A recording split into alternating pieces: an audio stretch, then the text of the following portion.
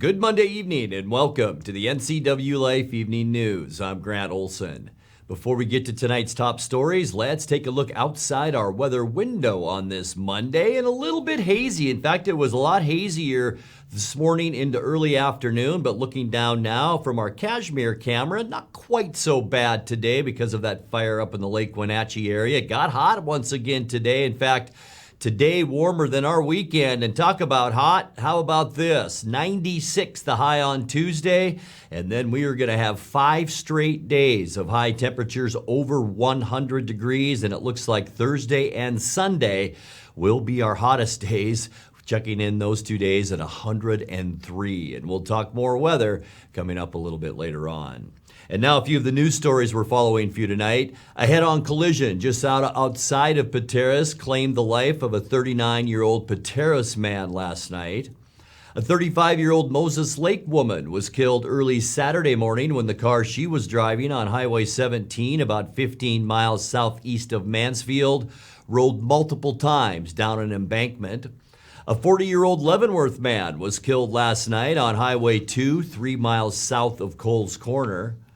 The driver of a vehicle that left Highway 97A and went into the Columbia River yesterday morning was able to escape with minor injuries. And a 71-year-old Olympia woman was hospitalized yesterday morning when the motorcycle she was riding collided with another motorcycle. But first, our top story tonight. 2 people were killed in a fifth-wheel trailer fire early this morning at Cougar's Campers RV Park east of Moses Lake. The Grant County Sheriff's Office said the fire was reported at about 3:45 a.m. in the community of Wheeler. Firefighters from Grant County Fire District 5 arrived to find the trailer fully engulfed. After extinguishing the fire, the bodies of 2 people believed to be the occupants of the fifth-wheeler were found inside. Grant County Coroner Craig Morrison is now working to verify the identities of the deceased and will perform autopsies. The Grant County Fire Marshal's office is investigating the cause of that fire. A head-on collision just outside of Pateros claimed the life of a 39-year-old Pateros man last night. According to the Washington State Patrol, a 2016 Ford EcoSport being driven by Tao Stetler was traveling southbound on Highway 153, 1 mile west of Pateros at about 5:30 p.m. when it crossed the center line and struck a 1996 Ford F-250 pickup being driven by 49-year-old Jason N. Dixon of Enumclaw. Stetler was transported to Three Rivers Hospital in Brewster, where he later died. Dixon was also taken to Three Rivers with undisclosed injuries. The state patrol says Stetler was not wearing a seatbelt. A 35-year-old Moses Lake woman was killed early Saturday morning when the car she was driving on Highway 17, about 15 miles southeast of Mansfield, rolled multiple times down an embankment and caught on fire. The Washington State Patrol said the unidentified woman was driving southbound at about milepost 102 just before 2 a.m. She was driving a 2005 Dodge Magnum when she failed to negotiate a curve. She was reported dead at the scene. Her identity is being withheld pending notification of next of kin. A 40-year-old Leavenworth man was killed last night on Highway 2, 3 miles south of Coles Corner, when the motorcycle he was riding was struck by a vehicle that was passing traffic. The Washington State Patrol reports that at around 9:30, a westbound 2021 Infiniti Q50 sedan was traveling in the eastbound lane attempting to pass traffic when it collided with a 2022 Kawasaki motorcycle that was traveling eastbound. The driver of the Kawasaki was pronounced dead at the scene. His name is being withheld pending notification of next of kin. The driver of the Infiniti, 49-year-old Flim Anthony Guyan of San Jose, California, faces numerous charges, including vehicular homicide. 2 passengers in the Infiniti, also from San Jose, were transported to Cascade Medical Center in Leavenworth. Highway 2 is closed for 4.5 hours following that accident. Well, the driver of a vehicle that left Highway 97A and went into the Columbia River yesterday morning was able to escape with minor injuries. Before it went into the river about 11:25 a.m., the southbound car ignited a small brush fire, and the highway between Wenatchee and Olympia was closed for about 45 minutes. Washington State Patrol Trooper Jeremy Weber said the driver, 24-year-old Joshua Martinez of Lakewood, will be cited for reckless driving. Weber said divers were able to attach a hook to the submerged vehicle and float it to Lincoln Rock State Park. Because of the traffic backup from that car in the river, a 71-year-old Olympia woman was hospitalized yesterday morning when the motorcycle she was riding collided with another motorcycle that had slowed for traffic on Highway 97A north of Wenatchee. The Washington State Patrol said Sally J. Walker was transported to Central Washington Hospital in Wenatchee with undisclosed injuries. The accident happened about 11:35 a.m., about 6 miles north of Wenatchee, where traffic was already slowed after that vehicle left the roadway and went into the Columbia River. The driver of the other motorcycle, 57-year-old Carrie L. Simmons of Ridgefield, was not injured. Washington State Patrol said Walker's Honda struck the front tire of Simmons' motorcycle. Walker was then ejected from that bike. The State Patrol described her injuries as serious but not life-threatening. Well, when we come back, 4 people tubing on the Wenatchee River had to be rescued late Saturday night near Warm Springs Inn between Wenatchee and Monitor. The driver of a semi towing a trailer faces multiple charges after he allegedly lost control while speeding near Highway 17 south of Moses Lake Saturday morning. Evacuation notices remain in place for areas near the White River fire burning above Lake Wenatchee. Traffic throughout the Wenatchee Valley became badly tangled Friday evening after a man climbed to the peak of the George Seller Bridge. And we will have more coming up as well. You're watching the NCWLIFE Evening News. Please stay with us.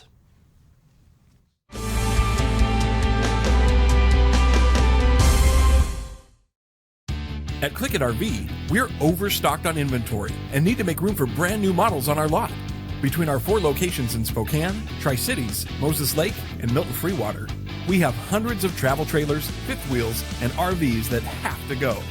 With low payments, 0 down, and no payments for 90 days, you'll want to hurry in today while the best floor plans are still available. Come check out the Overstock Liquidation Sale, going on now at Click It RV.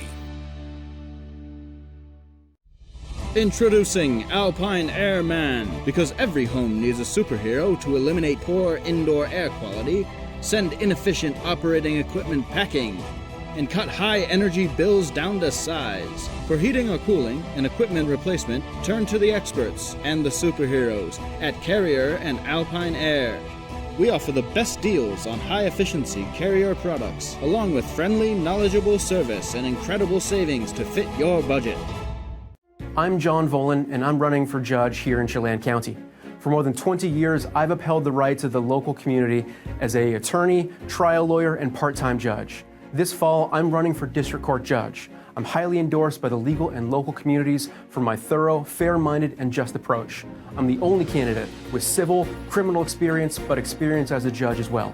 This fall, vote John Volan for Chelan County District Court Judge.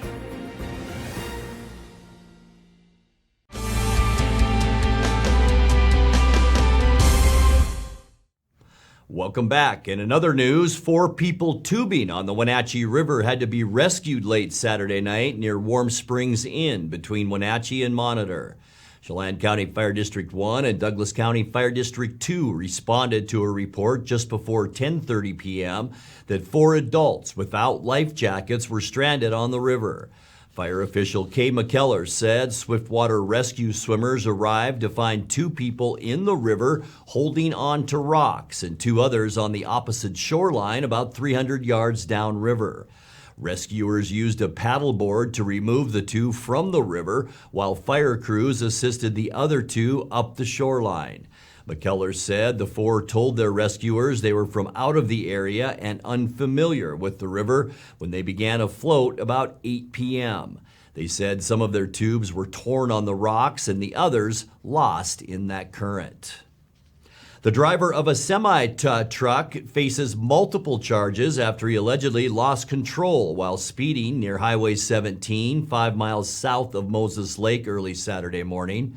The Washington State Patrol says that about 12:30 Saturday morning, 40-year-old Armando I. Burboa Ramirez was driving a semi southbound on row N Southeast when the semi traveled through the intersection of Road N and Road 2 Southeast, struck a ditch, and came to rest on the driver's side of the cab. The trailer detached and came to rest on Highway 17, blocking the highway in both directions. Burboa Ramirez was transported to Samaritan Hospital in Moses Lake with unknown injuries. He faces charges of speeding, negligent driving, and not having a valid operator's license. Well, evacuation notices remain in place for areas near the White River fire burning above Lake Wenatchee. Level 3 Get Out Now notices were issued Saturday afternoon for Sears Creek, and Level 2 Be Prepared notices were issued for White River Road, and Level 1 notices for the Little Wenatchee Road. The lightning-sparked fire has burned just over 340 acres of timber. A Type 3 incident management team has been assigned to that fire and the nearby Irving Peak fire. They were two of about a dozen fires ignited by lightning Wednesday night and Thursday morning in that region. The Irving Peak fire has burned about 150 acres. Chelan County Emergency Management said the Level 3 evacuations impact about 136 structures, mostly residences and cabins.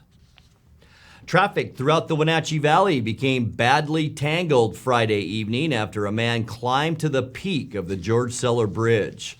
The 32-year-old man, who was known to police for past mental issues, climbed up the girders of the Columbia River Bridge about 3:45 p.m.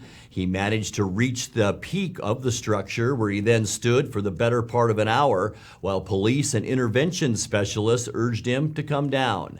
The incident forced the closure of the bridge in both directions when Friday traffic in and out of the valley was at its highest. About 4:40 p.m., the man climbed down and was taken into custody without incident. Police said he was taken to Central Washington Hospital for assessment and likely will face a citation for trespassing and disorderly conduct.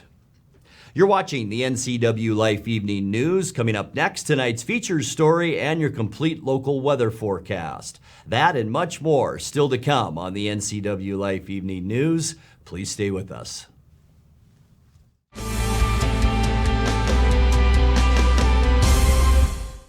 I'm John Divis from Wenatchee Dental Arts, and I like to think myself as a comprehensive dentist. We are an office that treats people comprehensively for their dental problems. We do a lot of general dentistry in a broad sense. We don't send everything out. Things that we have the ability to do in the office, we like to keep in the office and under one roof and keep things as complication-free as possible. You can come to one place and have all their dental needs taken care of.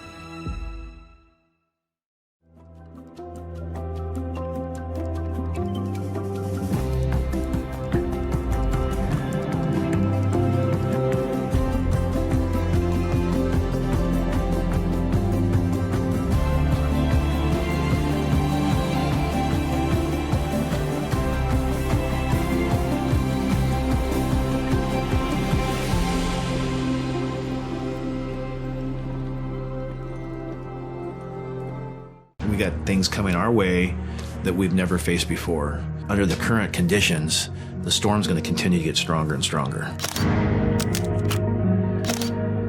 Now's not the time to take a step back. Now's not the time to be soft. Now's the time to drive us in the right direction to protect our communities. The team that surrounds myself is the team to take you into the future.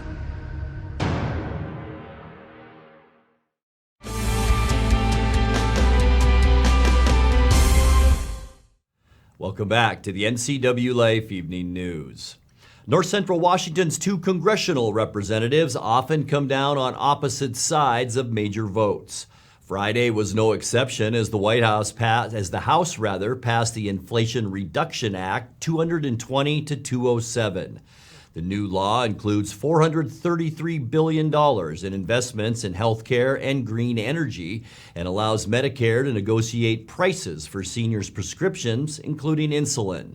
In tonight's features story, Democrat Kim Schreier of the 8th District voted in favor, with 4th District Republican Dan Newhouse casting a no vote. On Friday, the two legislators explained their positions. This bill is the answer to the questions that my constituents have been asking since day one. Here's what I'm hearing. Dr. Schreier, you have diabetes too. I can't afford my insulin. I'm having to ration at the end of the month. Won't you do something about it? Well, here's the answer. $35 a month insulin. Dr. Schreier, I'm a senior. I have a fixed income. I can't afford these high drug prices. Why can't Medicare negotiate them? Well, here's your answer. Medicare getting the power to negotiate the cost of prescription drugs. Also, Dr. Schreier, I'm a senior. There's too many out-of-pocket costs for me. This caps them at $2,000. And finally, right now, we have fires burning in Washington state. And I have farmers who have seen reduced crop yields because of extreme heat. And they say, Dr. Schreier, can't you do something about climate? And here's the answer, the biggest investment in climate solutions that we have ever had. This legislation will make our situation even worse. Economics 101 teaches us that increased government spending leads to inflation. And what are the Democrats attempting to do to address our skyrocketing inflation? You guessed it, increase government spending. And it doesn't end just there. This bill expands the IRS, increases taxes on businesses, increases taxes on American energy, and allows the government to impose price controls on drugs, which will result in less innovation and fewer cures and treatments made available to Americans who really need them. This bill also takes money from Medicare to pay for a massive Obamacare expansion. It's inconceivable that my colleagues on the other side of the aisle can stand behind a package that is so clearly detrimental to the American people while not being truthful about the climate and economic benefits that it will provide.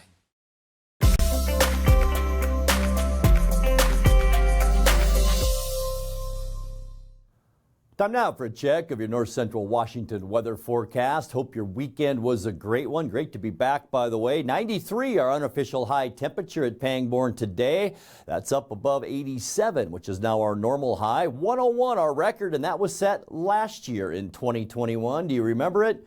I was probably out golfing or something like that, dumb in the heat. 64 our low this morning. 62 is where we should be for this time of year. Record cold 49 back in 1960. Sunrise now almost 6 a.m. and the sun sets at 8:12. Let's take a look now at your Tuesday temperatures. They are going up. Enjoy tomorrow if you have the chance, even though we are going to be plenty warm tomorrow. But this will be our coolest day out of the next 6 to maybe 7 days. 96s, Moses Lake, afraid of Quincy, also in Wenatchee at 96, 94 for Leavenworth, and 96 if you're taking up the boat maybe to Lake Chelan tomorrow. Going to be a warm one. Tonight we can expect some more of that smoky haze. We did have that out there today. In fact, Chelan's air quality at 137, unsafe air quality at times in Chelan today. Clear skies. Tuesday we'll see mostly sunny conditions, just a wisp of high clouds through our area tomorrow. High temperatures, we talked about it, into the mid-90s for your Tuesday, and we are going up from there. Let's just get you right to our temperatures on Wednesday. Even the Seattle area is going to see almost 90 degrees on Wednesday. We will see around 100 here in the Wenatchee area for Thursday. How about that? High temperatures near 105 with lots of sunshine on Thursday. And then maybe a bit of a breeze for Friday. It's not really going to help us that much. We're going to see a little more of that high cloudiness. Highs again between 100 and 105 degrees on Friday. And folks, no relief as we get you into the upcoming weekend. Sunny and hot on Saturday with highs in the low 100s. But as we get into Sunday, our ridge of high pressure just intensifies. We are going to see mostly sunny skies with highs on Sunday near 105 degrees. Take a look now at that 7-day forecast. 66 tonight, 96 tomorrow, and then that 5-day stretch of temperatures over 100. 103 Thursday and 103 Sunday are warmest days. And that's a look at your local weather forecast. Coming up next, tonight's sports report with Eric Granstrom and more as the NCW Life Evening News continues right after this.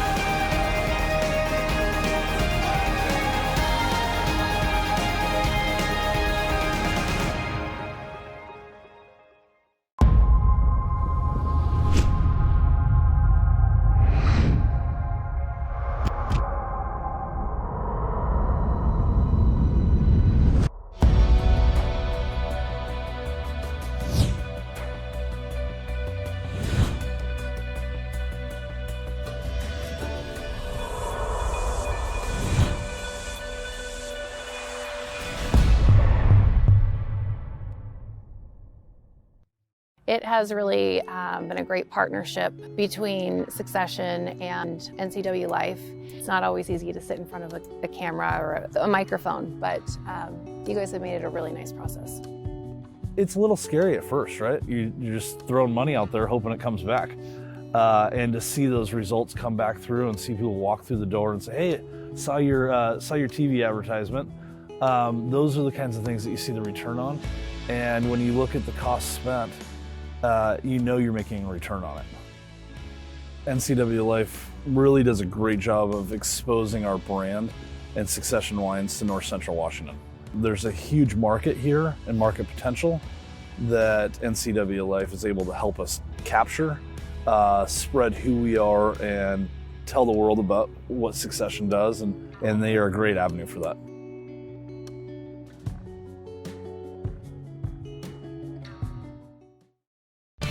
And now, it's a sports update on the NCWLIFE channel.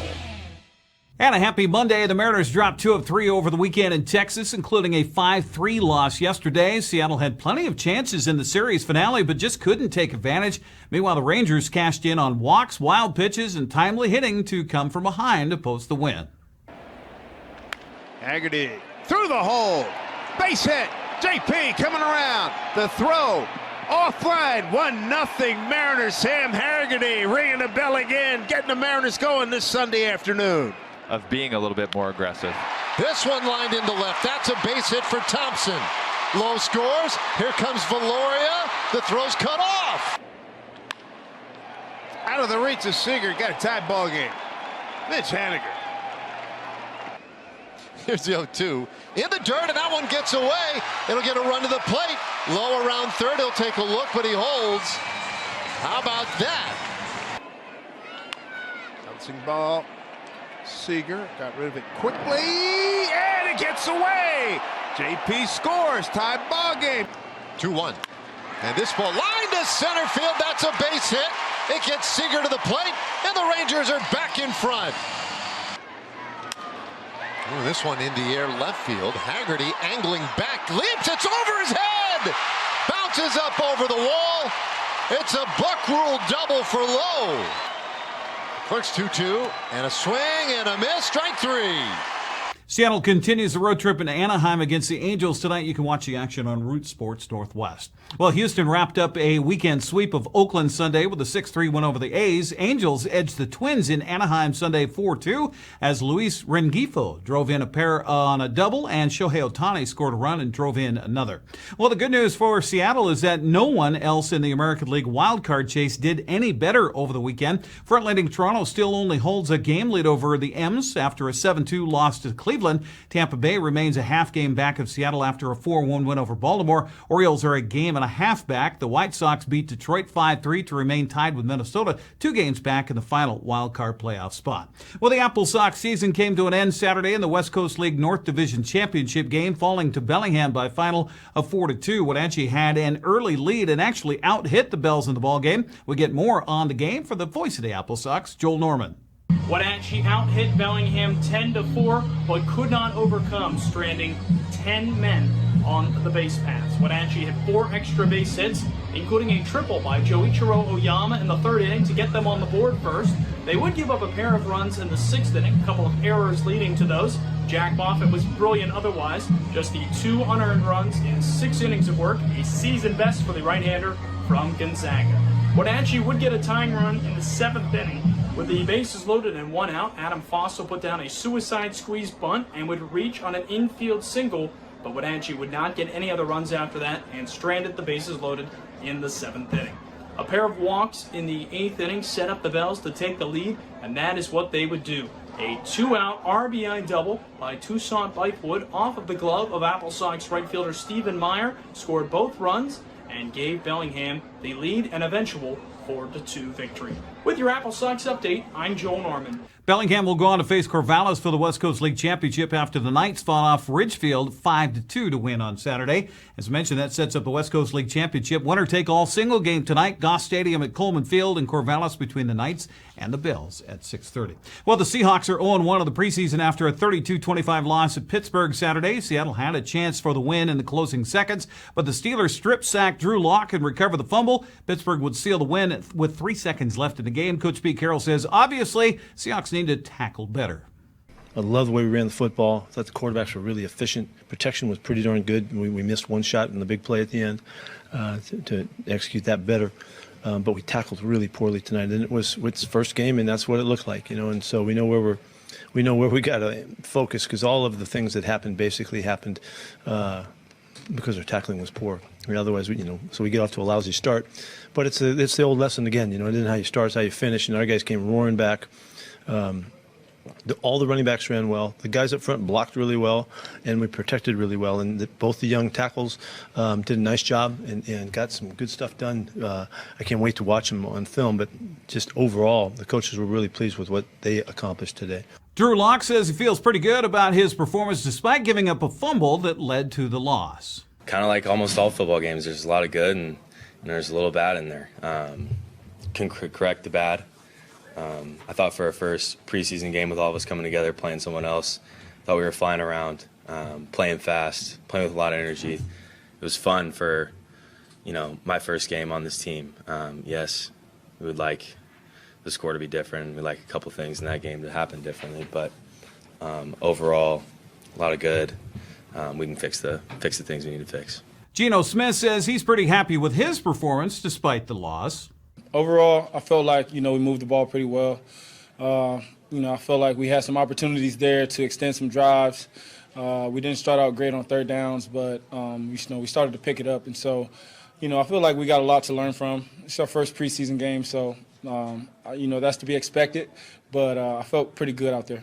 Seattle's second preseason game Thursday night against the Bears on ESPN. That's a look at sports news. Grant, back to you. Thanks a bunch, Eric. And now let's check in with Dan Kuntz for a look at what's coming up tomorrow morning on Wake Up Wenatchee Valley. Dan? Thanks, Grant. Join me for a Tuesday edition of Wake Up Wenatchee Valley. We are well into the dog days of August, and as Grant just explained to you, that big ridge of high pressures is going to be sitting here and baking us up big time. I'll have your latest weather forecast, but I don't think a lot's going to change between now and when we see you tomorrow morning at 7 a.m. Your latest news headlines, the latest from the Mariners and the Angels, and whatever else we can cobble together for our little television family get-together every weekday morning at 7, live and local. We like to call it Wake Up Wenatchee Valley because we have to call it something. I'll see you tomorrow morning at 7 a.m. Grant, back to you. Thank you very much, Dan. And that is going to do it for our newscast tonight. For more on these stories and other news from around North Central Washington, you can find us on Facebook or our website at ncwlife.com. And remember, if you see news happening, we'd like to hear from you. You can send us an email at news@ncwlife.com or give us a call at 888-6295. I'm Grant Olson. Thanks for being with us, and have a great night.